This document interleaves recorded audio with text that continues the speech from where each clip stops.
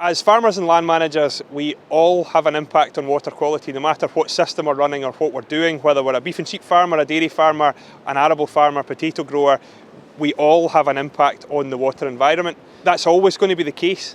All soil-based activities have an impact at this level. What we're trying to do now is to try and minimise our impact at this level. There's always going to be water runoff from fields, woodlands, wherever it is, to the sea, but we're trying to minimise that or trying to make it as natural as we possibly can. We're standing here at the Ayr South Bathing Beach, one of SEPA's 89 designated bathing beaches across Scotland. We also have other bathing beaches that people use that aren't actually designated, but this is one of our designated beaches. The kind of impacts that we have on this particular beach are a result of fecal indicator organisms from both human and ruminant and other animals such as dogs. This particular catchment and this particular beach, it's served by two water bodies. That's the River Ayr and the River Doon. Both have an impact on this particular bathing beach. We've been working in this catchment and on this beach quality for around about 11 years now. For the last 3 years we've had good status water quality, but prior to that this bathing beach was classified as poor.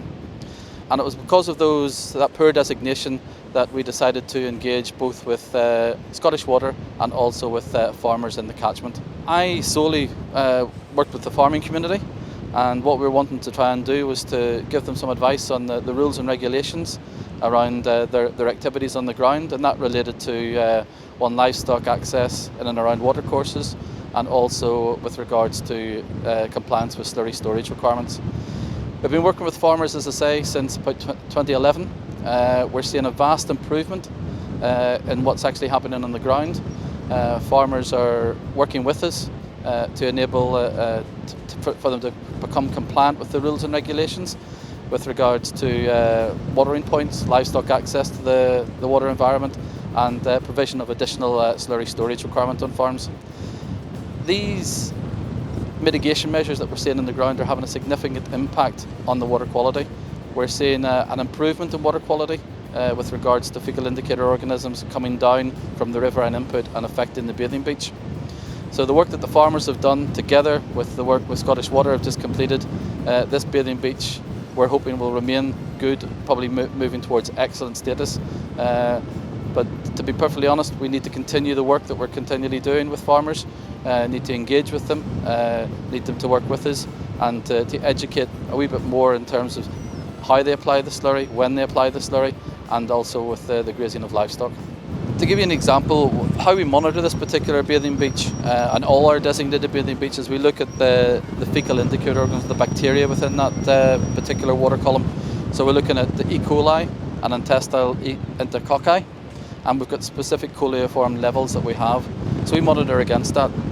What we're seeing is that those levels have reduced significantly since we started to engage with land managers and with Scottish Water on the ground, and now we're getting routine good samples all the time. That's an improvement to the water quality, but there's also benefits to the farmer on the ground. With having additional slurry storage, the farmer then can use that as a nutrient and don't think of it more as a waste material. Apply it at the right time, apply at the right distance from the watercourses, and looking at livestock and livestock access to the water environment, just pulling the cattle back a wee bit. There's got welfare issues, there's more biodiversity issues, as well as water quality issues. So there are benefits all around, not just for SEPA dealing with water quality, but also for the farmer on the ground. There are other impacts that do come from land-based activities. Farmers use pesticides, they use nutrients, inorganic fertilisers. People further up the catchment are dipping sheep. These all have an impact on water quality if they get into that water environment. And as Robert's already said, everything drains towards the sea, comes down off the fields, through drains, and enters the water column, enters the river, and then ends up on the beach here where we're standing. So there's a lot of measures that farmers can put in. It's simple compliance with best practice, use the PEPFA code, look at the advice on the Farming and Water Scotland website, or even look at the fact sheets that are available to farmers on various different activities. In terms of the bathing beach that we're standing at here, we would start monitoring around about the 15th of May. and would continue to about the 15th of September. The actual designated bathing beach time is from the 1st of June to the 15th of September, but we take a number of prior samples just to get an indication of what the water quality is actually like. These are usually sampled on a weekly or bi-weekly sampling period throughout that period. Ayr South Bathing Beach has always been recognised as the most popular beach in Scotland when you have good weather. When the sun's out, this beach is absolutely full of people sunbathing, playing sport, in the water paddling, swimming. But in days like this, when you've got blustery, rainy conditions, it's probably more used by dog walkers and other people just out for exercise. It is heavily used beach yeah, it's just one of these ones. It's a good recreational area for people.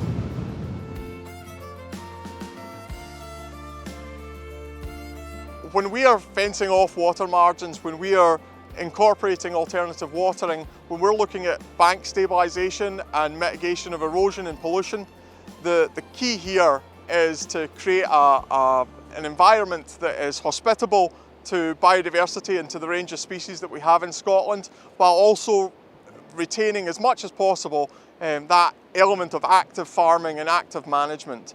The fight against biodiversity decline, against pollution and prevention and its control, it has to incorporate an element of active management. We have to see farmers on the ground being proactive and maintaining their business in a profitable manner.